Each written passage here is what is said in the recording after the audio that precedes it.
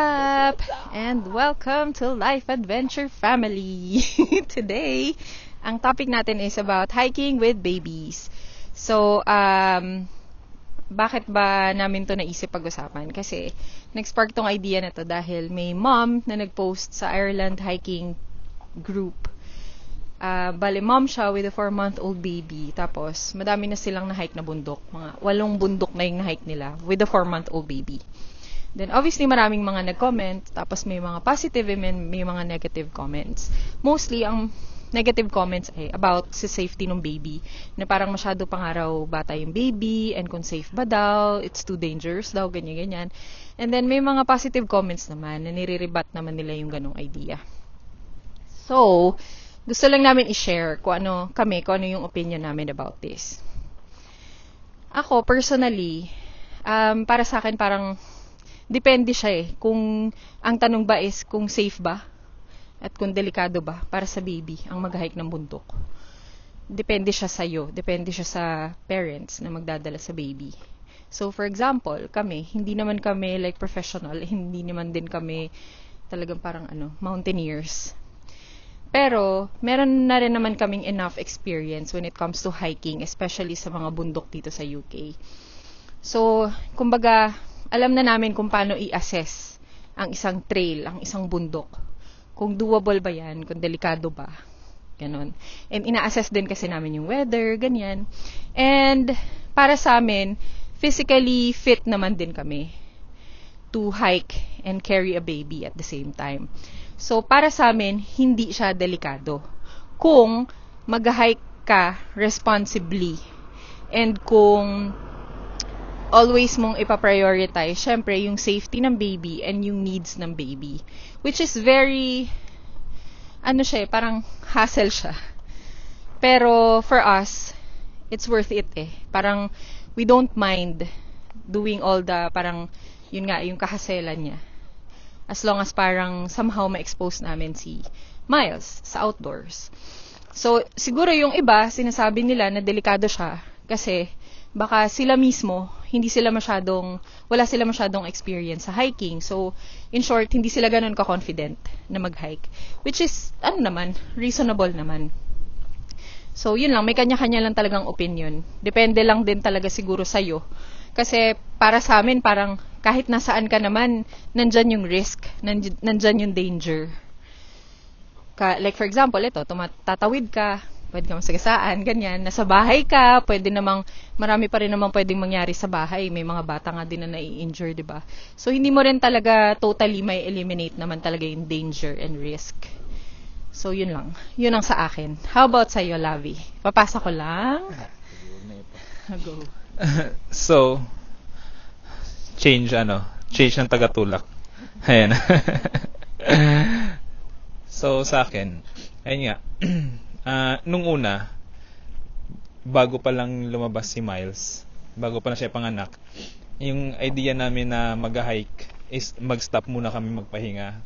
Yun yung unang idea namin for at least 2 years kapag naglalakad na siya. Hindi muna kami mag-hike, yun yung idea namin. Hindi kami aakyat, walang aakyat, sa bahay lang, ganyan.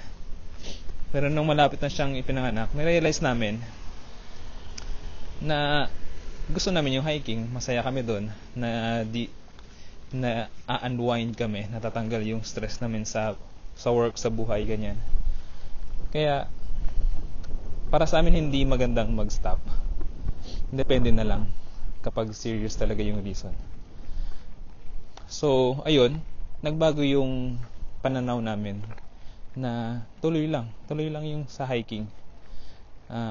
Kahit baby pa. So, 2 months old pa lang si Miles, inakit na namin siya sa mababang bundok lang.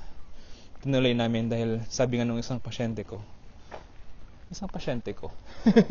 basta sabi ng someone na hindi nga magandang mag-stop yung buhay mo dahil sa baby.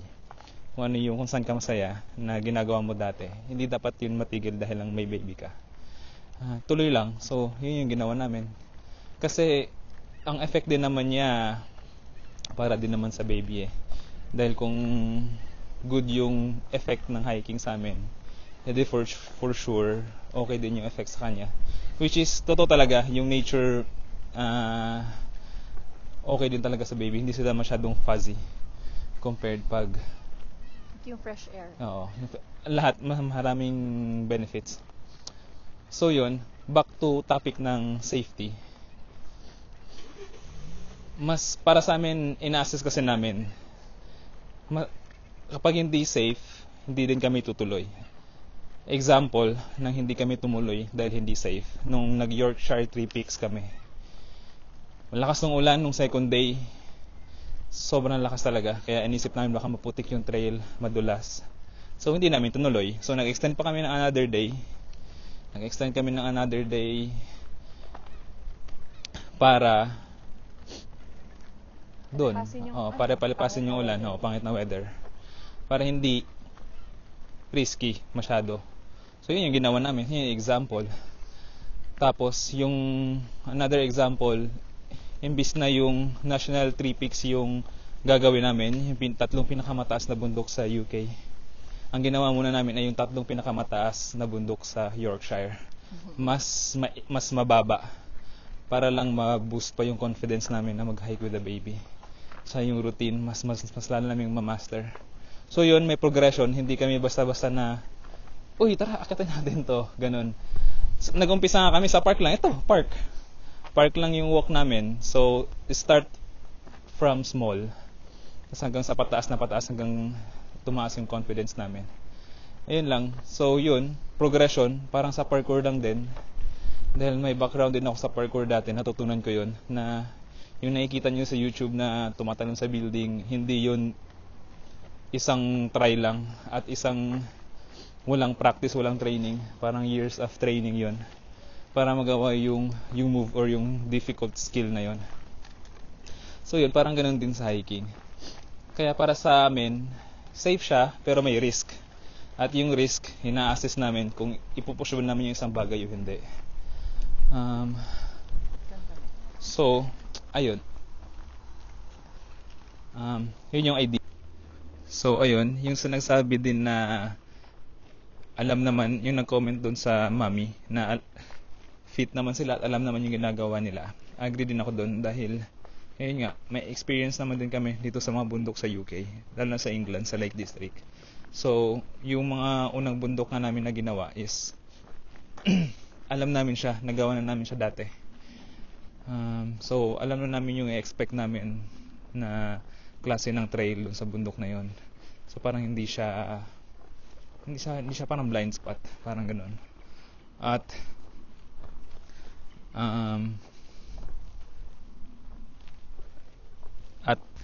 so bukod sa may experience kami, mas kaya may confidence kami na umakyat with the baby. May nakikita din kasi kaming mga family na umaakyat din talaga ng baby, kaya dati pa lang nung nag-start pala kami, na-amaze kami na pwede pala yun. Okay pala yun. Doable pala yun. Posible pala yun. Nakaka-inspire. Kaya nung 2 months nang palang si baby, dahil nakita din namin ay doable pala, 2 months pa lang, pwede pala. Basta easy lang, madali, at hindi naman ganun kahirap. Kaya parang doon din yung nag-spark yung idea na uy, okay pala siya, pwede pala siya. Kasi pag sa Pilipinas, sobrang bihira as in 1 in 100 lang ang makita kang, ako, isang beses lang ako nakakita, tapos toddler pa, nung umakyat kami ng Batulaw, na tatay na may dalang baby, na may dalang anak na toddler, siguro mga 2 years old. Pero dito sa UK, common siya, hindi siya unusual. Pag umakyat kami ng bundok, nasa likod, nasa backpack yung mga bata, o di kaya nasa front carrier. So, ayun. At lalo nga yung trail dito, hindi naman ganun kahirap pa guys sa Pilipinas. Yung karamihan sa trail is well maintained at talaga, sementado. Parang sementado, hindi sementado. Basta maintained. Basta well maintained yung path. Tsaka talagang kita mo siya. Yeah. Tsaka hindi ko naman sinasabing hindi maintain sa Pilipinas. I mean, iba kasi sa Pilipinas eh. May masukal, ibang trail. Iba. Oo, maputik. Maganda din sa Pilipinas, ibang klaseng experience 'yon, pero ayun, in terms of trail, mas madaling gawin yung mga bundok dito. Yun yung gusto kong sabihin. Kailangan ng guide. Oo, hindi kailangan ng guide. Sa Pilipinas, pag gusto ng challenge, mas maganda Pilipinas din. Ibang klase yung may experience mo yun. Lalo na pag maulan, maputik, madulas, ibang klaseng experience din yun. Mas gandang itry din yun. So, ayun, kaya dahil gusto namin ng hiking at alam naman namin na yung hanggang saan yung namin, kakayanan, what a word. So ayun, kaya tinuloy namin dahil na-realize nga namin ayaw namin i-stop yung gusto namin ginagawa dahil lang may baby kami, parang yun. Pero actually nag-stop kami from 2 months old si baby hanggang siguro 10 months dahil yun, eczema issues, severe eczema. So yun, kahit gustuin man namin, wala, hindi talaga pwede. Kaya ibang storya yun, may storya kami dyan about eczema awareness kay Miles.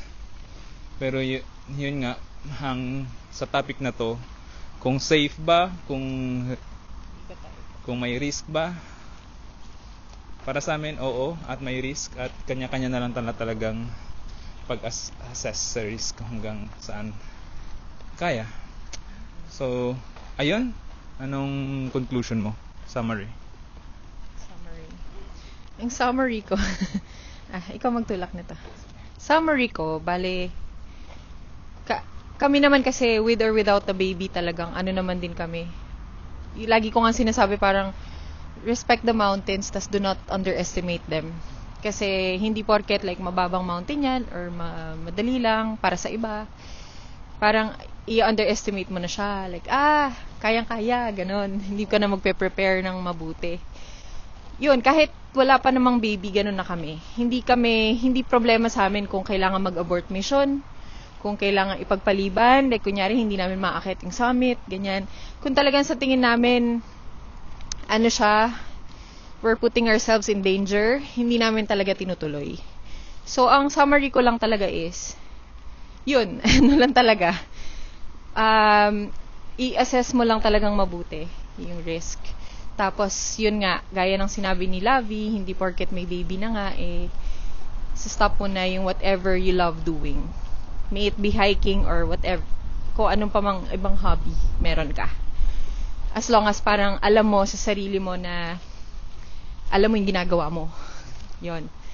Also, din kasi parang since we love hiking, parang gusto din talaga namin siya i-share kay Miles. Kasi we're hoping na, syempre, hanggang paglaki niya, parang ma-in-love din siya sa outdoors. Kasi nga, grabe din naman yung benefits talaga ng outdoors in terms of yung mental, physical, and well-being, ganun.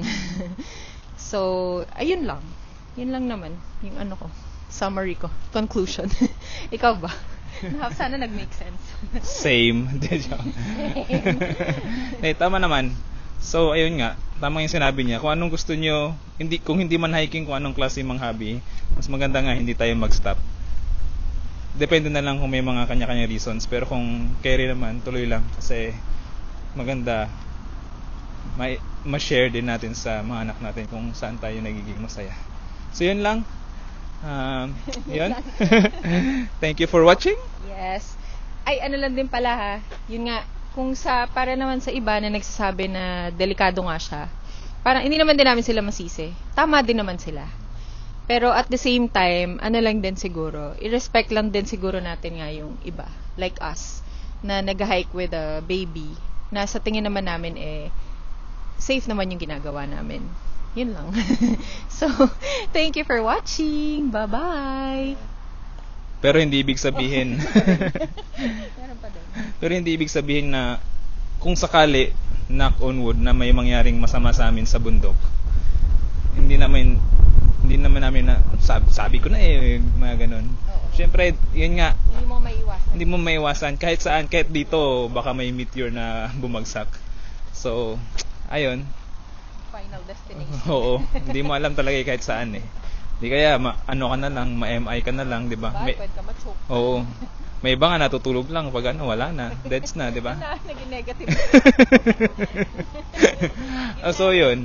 Ayun. Uwi na kami. Thank you. Salamat at Kung umabot ka man dito sa dulo. Thank you sa pakikinig. sige. Bye-bye.